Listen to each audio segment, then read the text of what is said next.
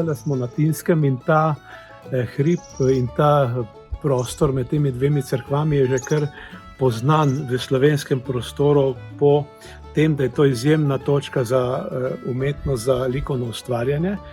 Pod okriljem Turističnega društva Tinska je tako padla ideja, da bi skupaj z Javnim skladom za kulturne dejavnosti in Kulturnim domom Šmarje pri Jelšah pripravili neko delavnico, večdnevno, za tiste ustvarjalce in ustvarjalke, ki se s tem želijo spoznavati način slikati in seveda predvsem v tem prostoru, da slikamo to pokrajino, ta ambient.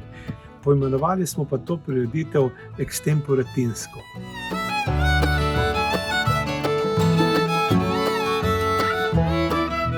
Zdaj, moja vloga kot mentorja je tukaj, da seveda čim več informacij tem udeležencem podam, seveda to, da jih pri samem delu malo usmerjam, razlagam.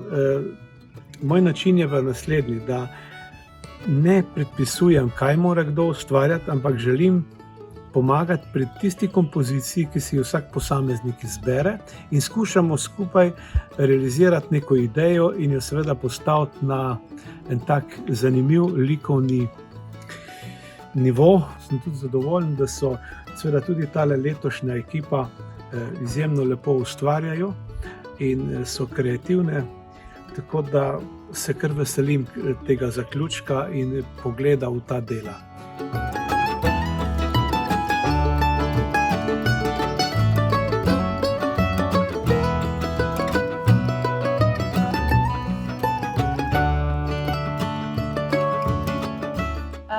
Odločila sem se zaradi tega, ker me pač to zanima. Tudi sama študiram likovno, Janko ta spremlja že tudi od nekdaj pač kot domačina.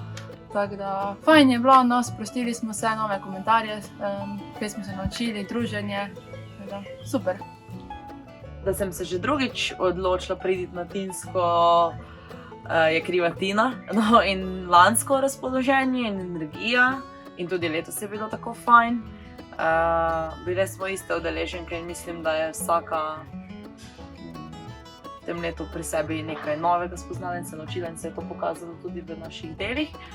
Če povem po resnici, je tole za mene dopust. Je zato, ker greš sem, malo slikaš, se umiriš. To pa je itak narava, pokrajina taka, da dobiš zelo veliko energije in potem lahko to z lahkoto daš na platno.